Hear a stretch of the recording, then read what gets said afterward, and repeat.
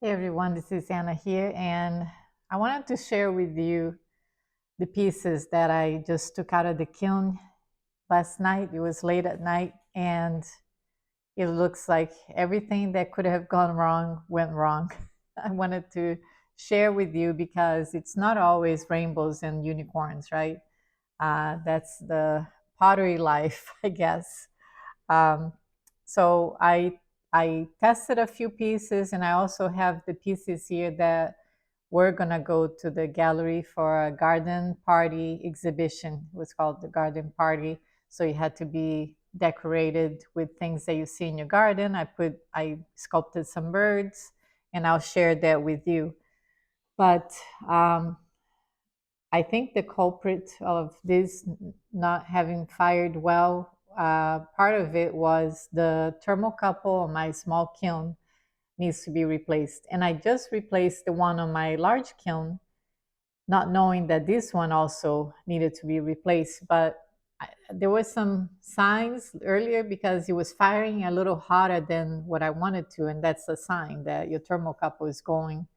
Um, so I fired to the peak temperature was 2170, and I think it fired more to a cone 6, which made all my painted pieces like really light. It was already like I painted on that watercolor technique, which is a watered down, so it's lighter anyways. But what I got more frustrated is that it faded even more, but it also, the outline of all my designs, because I used a black underglaze, it turned out really light, almost like a grayish color. So now I'm looking for an underglaze that is completely black that I could use, because I like to make it the real fine lines using a brush, and they just turned out kind of grayish. And I'll go over uh, all the pieces here that I fired. So I'm not happy with any of those pieces. So I think I might keep it to myself. And I was very frustrated last night. And, anyways, I just decided to share my frustrations with you because I know we all go through this at some point. But after I spent so many hours painting these, yeah, it's not good. So this is the first piece, which nothing bad happened to this, but I did what I always tell people not to do, which is use a glaze that you never used before. You should always test it first, and I didn't. Anyways, I'm happy with how the piece turned out. Was a wheel thrown without the bottom. I threw almost like a bowl shape without the bottom. Then I made it oval, and then I added a slab. I cut it the oval, as you can see, and then I left it about a half inch or so over all around, and then I cut the design. It was maybe more than a half inch. It was probably closer to an inch, because by the time you cut your design around it, as you can see, and then you fold it up so that you're sticking that part of the slab to the wall. And then I used a coil on the inside, as you can see here, all around. And then I made it in this shape here, and I added the little balls of clay. And I had in mind to use the gold luster on these and maybe put some little dots on the bird of gold luster just to add a little bling, you know. So this one was the last one I painted. I believe I went with the black underglaze because it was Amico black velour is the color. That's what I used. And I went ahead and did it twice just to see. And this one, you can definitely see the outline of my design. So this one was fine. And then I used Celadon Bloom all around and around the design. I didn't go over because I used my Kitten's Clear underglaze, glaze, and I glazed the bird. The bird's also painted with underglazes, and I really like how that turned out. But I just recently bought a few Laguna Versa 5, which are really stable glazes, almost like the stroke and coat, but they're a little bit translucent. And I've always heard of those glazes too, that they are very stable. And I wanted to primarily use them on cuerda seca, because for cuerda seca you have to use the real stable glazes so they don't move. And knowing that, I was like, okay, I can do this part here using one of those glazes, because I didn't want it to drip at all. So I wanted to use something stable, not knowing that was going to be this bright of a blue. So this one is the Laguna Versa 5 turquoise, and it is a real vibrant blue, not what I wanted at all. I wanted something softer, especially for the inside part as well. So what I did is I used that 3 times, the Laguna turquoise, and then I went with the Celadon bloom. But you can see the Celadon bloom here by itself is real soft, and this is the clay body is White Bear by Kentucky Mud Works, which is a real white. It's not porcelain, but it almost looks like porcelain. So you can see that it is really soft. You can see the blooms, but not really like bright. Now look what happened here. It looks like snow. Oh my gosh, I don't know if I cry or laugh. I have to laugh at the pieces that it was just not what I had in mind at all. I mean, nothing drastically happened here, but it's just not what I wanted at all. I wanted a softer blue, like maybe I should have used the Cirrus Flow, which I've used it before, and then put the Celadon Bloom over it. Maybe that would have been much better, but what do you guys think? uh, so I already had to tell them that I couldn't send my pieces. They're just bad. Anyways, this is the first one. The other ones, this one is cute, and I was really happy with the painting, but it just faded quite a bit, and you can hardly see the outline. So this was, I used Baby Blue by Emiko Underglaze, and then inside I used Marigold because it matches some of my sunflowers that I used here, and I thought that would be cute and colorful. And this is just a little picture for like a creamer or um, like heating up syrup, like maple syrup, you know. I thought it would be cute to make a real small one, a small picture, but here's a close up. As you can see, the line work, you can't really tell. The black is like a gray, and I don't know. It's still cute, but it's not, I wouldn't send that to them. I guess I could either sell as a second or keep it. I do like the design. So I will be doing more tests and testing more black underglazes and see if I can find, if you guys have a suggestion of a real dark black underglaze that stays black, firing to a cone 5.5, let me know. But I do have a test here that I'll show you guys that I tested something that worked. Um, but I will be testing some more. This was the other larger picture, not that much larger, but I thought you could serve lemonade or something like that. Um, and I was happy with the painting. And even when it was bisqued, it showed the black outline just fine.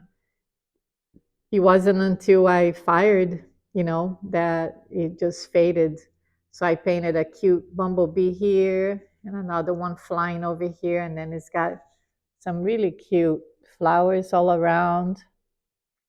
But it faded. And also, here's another thing that went wrong, which I never get this, hardly ever with this glaze here. You see that? It crawled a little bit here. The rest is fine. It just crawled here. So I'll tell you what happened. This is the glaze that I mixed, that I had a video how I mixed this Celso Chan. I've used this glaze, gosh, all the time. I use it as a liner glaze, a real good liner glaze. So I mixed that new batch with the old one, and that's fine. I've done that before. It's a light turquoise color, but I tested out on my last kiln firing. I tested a little test style, and I noticed it was thin. It came out really thin, and you can tell that sometimes you can almost see the clay behind it. So I thought maybe I had added too much water to my bucket. So when I glazed this one, I opened the bucket and I saw that a lot of water on top. So I went and I dumped some of that water without having the glaze mixed. I dumped it before it mixed in with the glaze. And I went ahead and mixed, everything else, and it looked okay. But then as soon as I poured out, I noticed that it was thick, um, thicker than I like, because this glaze likes to be on the thinner side, not too thin, but you know what I mean. Like, you know when it's right. So I had a gut feeling that this was going to happen. This one of those things that you think something is going to go wrong, but you're really not willing to go back and remove that glaze again, which I should have done it. I should have just wiped everything back and redo, and you had to wait until it dries. So this was late at night when I was already glazing it. And I tried rubbing a little bit with my hands, but that didn't work. So it was a little too thick. So now I have to add a little more water to my glaze. I'm telling you, this is when things have to, go wrong, they will go wrong. It's like I had a feeling that something was going to happen, but anyways, this I could have, I could just add something else here, like light flux or honey flux. This will fix it, I know, and it won't affect this, but it's just that it faded so much. So, yep. Also, I just bought some new underglazes. It's Mako Fundamentals underglazes, and at the last minute, I painted this background. I mean, the back of the handle here with leaves, and I love the shade of green. It's called Jade, and I used twice. The black underglaze. I used it twice, and you can see that you can tell, not on these, but here you can. But I'm loving the Mako fundamentals, so I think I'm gonna buy more. Also here is the lime green. Yeah, I think it's the lime green by Mako, and here is the jade. And I really like the how he paints on and how it looks. So I'll be buying more and testing more with these. If I can just find a good black underglaze to paint the lines, I'll be happy. But oh well. This is the other one that I was really excited with this one. So I like how I painted with dots in here. I made a green band with underglazes, and then I paint some little flowers, and then flowers all around. But same thing happened; they faded, as you can see. And then not only that, and the bird, I was really happy with how the bird turned out. It's all underglazes. But then look what happened here. Oh my gosh. This is Castile Blue by Laguna. It is a drippy glaze, but if you fire a cone 5, I shouldn't have these problems here, because I applied really thin, like you can see the clay. And that tells me that it fired a lot hotter because it dripped, from the inside. So I think I put like maybe 1 or 2 coats, if that. I just wanted to glaze the inside because it is a hole where it attaches to the bird. And, that's what I wanted to do. I wanted to make the hole so it's lighter too. It's a lighter tray. And this is the handle. So it's a server. You can put cookies or muffins or waffles in here. And that would look really cute with this. Put it on a table to set all these pieces, the painted, pieces. I think would look really cute. But yeah, I'm kind of disappointed. And this I know I can grind, but I won't have time now to do it because we're going on vacation. But yeah, I can grind that off. But I guess I'll just keep that. I have two other ones that I made, so hopefully the other ones will be a winner. But I won't make it to the gallery. It won't be in time for the gallery. So here is a tester also.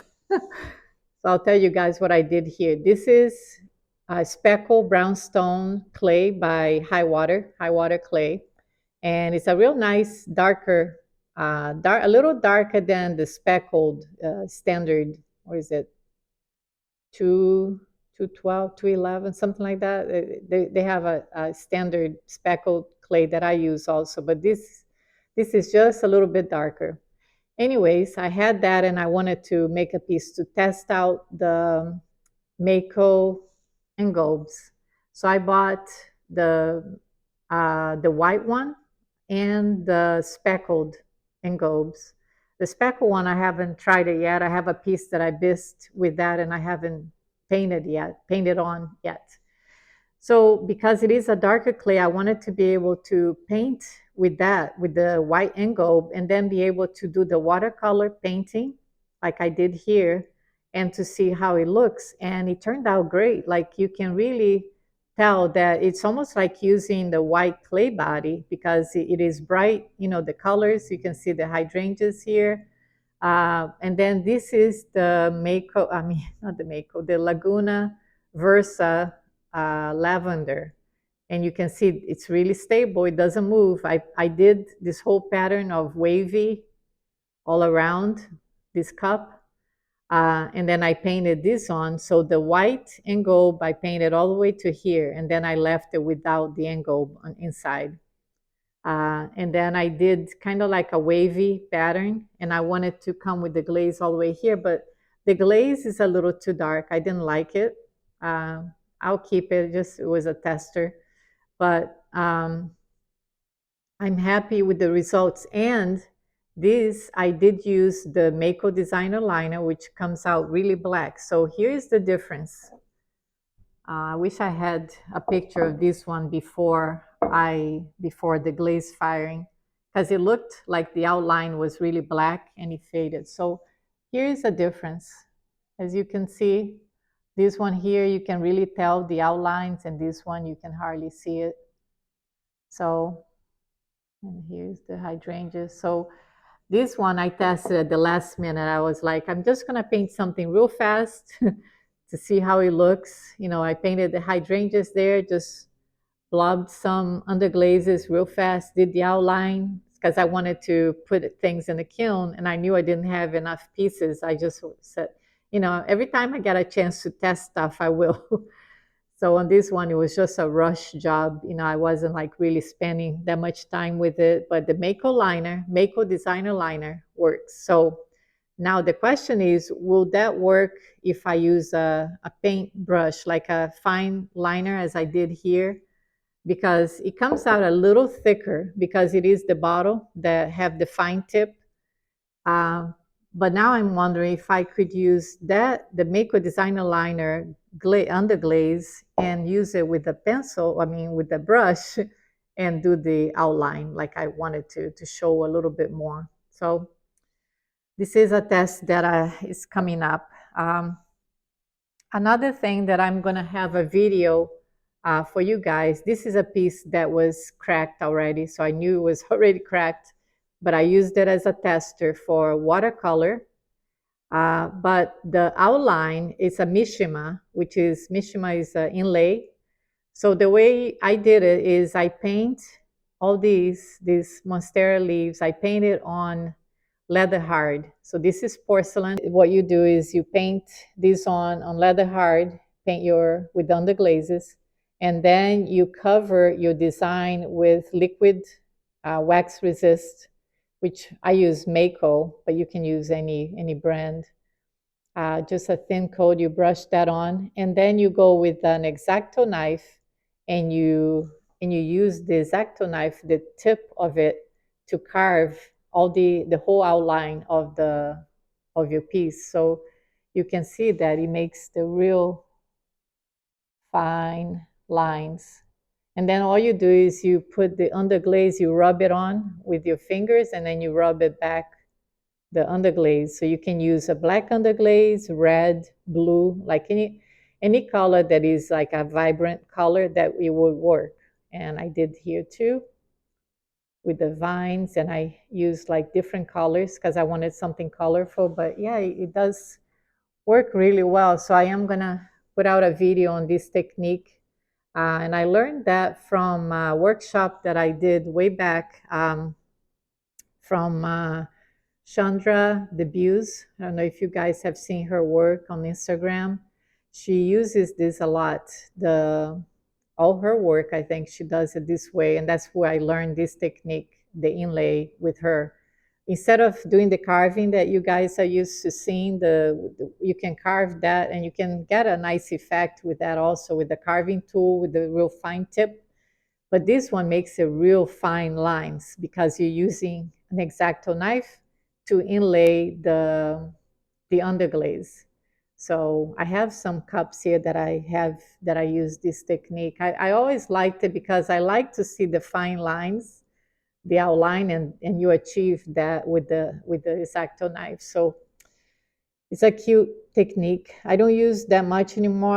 I did several pieces way back a few years ago on this. And then I like to experiment a lot, with different techniques. So I think this is a good one to have a tutorial on this. And let me share with you some of my new glazes test styles that I made. So this is a new one to me. These are all new to me. It's a Amico dark green, and it's a beautiful green, but it does craze. It crazed on, this is porcelain? Yeah, this is porcelain 365, so it crazed.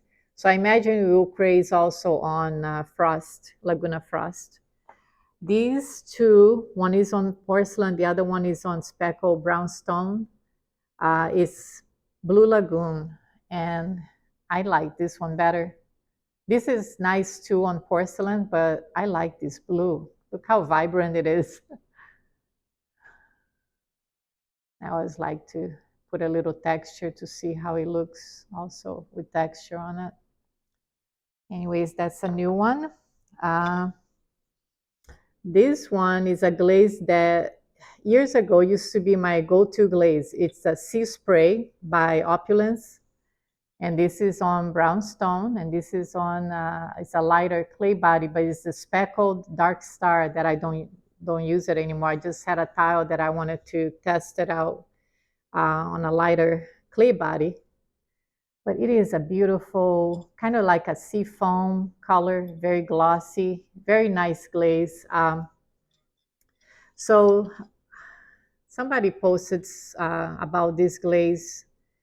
Can't remember now who it was, and it just reminded me. I was like, yeah, that used to be my go-to glaze years ago when I was doing a lot of using more stoneware before I got into the porcelain pieces, which I was working then almost exclusively with porcelain. But before that, I used stoneware, and this was my go-to glaze. I'm gonna put a picture here on this video. You guys might have seen it. It's a picture that kind of went a little viral, not too bad, but people take that picture and use it on different things.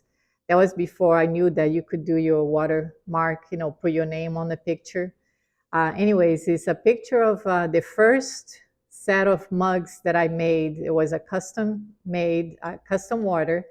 I don't no longer do custom water, but it was one of my first pieces that I did that was a custom order. I believe it was 8 mugs that she wanted all the same with these kind of colors with green and blue. So I used Sea Spray with royal blue, I believe is Laguna. And it makes on a darker clay, on that chocolate clay by standard 266. And it's really like a chocolate brown clay. And oh my gosh, this glaze, I didn't have a test style to test it on, but I know that it looks like even brighter than this. And then when you add that blue, it just runs and it looks beautiful. So anyways, I'll put the picture here for you guys to see. You might have seen it already. But yeah, now I'm back in full circle, came back to this glaze. So thank you for whoever posted it. I said, I have this, I used this glaze before and I haven't done it in years. So I'm glad I bought it. And then this one was because of Lisa Finko. This is the turquoise lake I tested on. This is Frost, Laguna Frost porcelain. But Lisa, if you can tell me what I did wrong, because it turned out more like a satin finish. It's not glossy. So let me know if it's supposed to be that way. I know you use this a lot. I like the color. I just wasn't sure about the finish because I was expecting to be glossy, and you can see it's more like a satin finish. So, but I got this is a Coyote Turquoise Lake, and then this one is a combination that I saw from Ceramics by Julia. She made a beautiful bowl with textured turquoise and blue lagoon, and I think she added also iron luster, which I didn't put it on this style, but I do have it. So Julia, I'm gonna make a bowl and see if it turns out like yours. It was beautiful. She called it sand and sea. So I don't have the same clay that she used, which was more like a buff color clay, but this is a darker. It was the closest thing I had to test it on, but beautiful results, um, beautiful color. So I am gonna test this one out a little further. And hold on. Few little pieces that I had family visiting, my grandniece. She loves to work with clay. So they spent a few days here from Florida. And so she's an artist. I know she's going to be an artist because she's not even 10 and she's so creative. So I helped her with this, with the little bird, the sculpting the little bird, because that was the last day she was here at night and she was leaving the next day. So we were like in a hurry making these pieces. But she told me exactly what she wanted, and I helped her very little with this. She drew first, she made a sketch. It looks like a mini bird bath. And, she said, I wanted a hummingbird with a flower and a stem, and I showed her exactly how you make it. And it was all her idea and everything. I helped her very little, but look how cute on the bottom. She painted a lot of these. I helped her just a little bit with the hummingbird. Isn't this cute? And then she made a coaster, which I showed her how to do this, and she wanted the ombre technique, and she did it. She painted that herself. She made a coaster for her mom and a little trinket dish just with underglazes and then clear. I thought it was so cute. So I'll send that to her soon. Anyways, guys, yeah, I wanted to share my frustration, and I'm glad to be going on vacation on the 29th, Saturday now. Me and my daughter are going to go to Santa Fe, New Mexico. And we're going to go to a spa, two of them that I know of, that we're going to go for like a day. You can spend the whole day there at a resort and try out their hot springs, natural hot springs pools that they have, and spa. We might get massages, and so I'm looking forward to that. I wanted to tell you guys also that my next video coming up will be on Cuerda Seca Q&A. I do get a lot of emails, questions, and then questions through direct message on Instagram and Facebook. And I love to get messages because I love to help, and teach. That's why I want to make more tutorial videos. So if you guys have any suggestions of what you want to see me doing, like I know I already mentioned about the Mishima with the X-Acto knife, I'm going to show how to do that. If you guys think of anything else, I'm making a list of things that people have asked me to do. So, like I said, I love doing tutorials and teach. So let me know. And also the next one on Cuerda Seca, like I said, will be a Q&A. Uh, I have some tests now on the kiln right now that I'm doing some test styles, and I'm excited to use these new glazes um, instead of stroke and coat, which is what I used in the past. These are only cone 5. Stroke and coat can be a low fire, also, but these are only cone 5. So you have to use a tile that is either stoneware, for mid-range. The stroke and coat, I have a tile now in the kiln that I'm firing, but it's a tile that I already bought it as a bisque out of my pottery supplier. But with that one is a low fire only, so it works great with stroke and coat because stroke and coat can be fired from a cone 06 all the way to a cone 10. Cone 10, I would be a little skeptical about using that because it changes some of the colors, but not with low fire. They get brighter. So I'm testing that right now, and I'll be using more of these Laguna Versa for Cuerda Seca. So if you guys have any questions, you can leave me on a comment here, and I'll try to answer. Now this week, I am putting out another video on the Q&A Cuerda Seca. Hopefully, I can answer a lot of the questions that I get, and yeah, and then some more tutorials coming down the line. So thanks for watching, guys. Bye bye.